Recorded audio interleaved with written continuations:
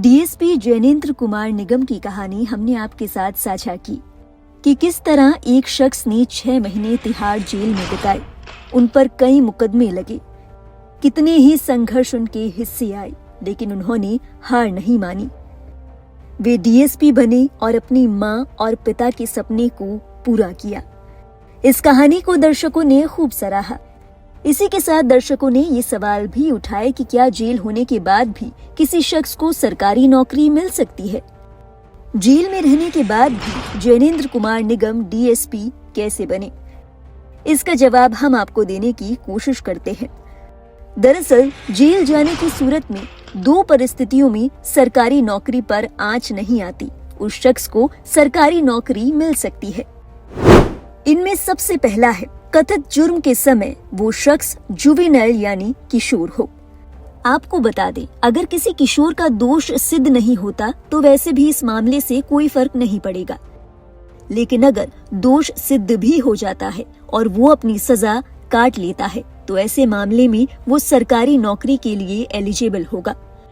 Allahabad high court के एक फैसले के मुताबिक किसी भी व्यक्ति के किशोर होने के दौरान उसके खिलाफ दर्ज मुकदमे में दोष सिद्धि उसे सरकारी नौकरी के लिए अयोग्य नहीं बनाती। आसान शब्दों में समझें तो किशोरावस्था के दौरान सजा पाने वाला व्यक्ति सरकारी नौकरी के लिए अयोग्य नहीं ठहराया जा सकता। इलाहाबाद हाईकोर्ट की ओर से दिए गए इस फैसले को कुछ बिंदुओं के माध्यम से समझते हैं। इलाहाबाद उच्च न्यायालय के मुताबिक किशोरावस्था में हुई दोष सिद्धि किसी व्यक्ति को सरकारी नौकरी से वंचित नहीं रख सकती। ये फैसला किशोर न्याय, बच्चों की देखभाल और संरक्षण अधिनियम 2000 की धारा 19 पर आधारित है। धारा 19 स्पष्ट रूप से ऐसी अयोग्यता पर रोक लगाती है। दूसरी परिस्थिति है अगर शख्स वयस्क है। इस केस में कई सिचुएशंस हो सकती हैं, जैसे कि अगर किसी व्यक्ति का कोई क्रिमिनल रिकॉर्ड है तो इस आधार पर उनका आवेदन रद्द नहीं किया जा सकता। अगर किसी मामले में अब तक दोष सिद्धि नहीं हुई है, ये मामला कोर्ट में विचाराधीन है। इसके अलावा श्रेणी पर भी निर्भर करता है।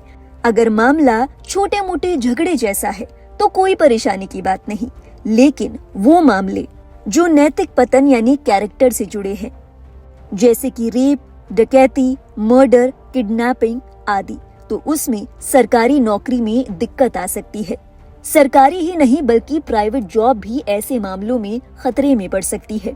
इसके अलावा ये भी ध्यान रखें, अगर आपने परीक्षा पास कर ली, आपको नौकरी भी मिल गई, लेकिन उसके बाद अगर आपका दोष सिद्ध होता है, वो भी किसी गंभीर मामले में, तो आपको नौकरी से निकाला जा सकता है।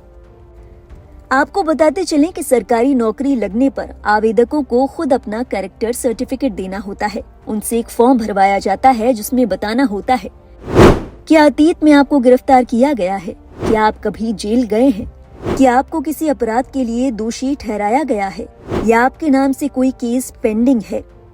ध्यान दें, सरकारी नौकरी के लिए आवेदन करते समय कभी भी अपना क्रिमिनल रिकॉर्ड छिपाने की गलती ना करें। अगर आपने परीक्षा पास कर ली, आपको नौकरी भी मिल गई, लेकिन उसके बाद अगर आपका क्रिमिनल रिकॉर्ड सामने आता है तो भी आपको नौकरी से निकाला जा सकता है और डिपार्टमेंट की ओर से आप पर जो कार्रवाई होगी वो अलग। उम्मीद है हमने आपको इस सवाल का जवाब दिया होगा। अगर कोई और सवाल है तो आप कमेंट सेक्शन में लिख सकते हैं, आगे की बात वहीं करेंगे। बहरहाल देश और दुनिया से जुड़ी बाकी अहम खबरों के लिए आप देखते रहिए लाइव हिंदुस्तान।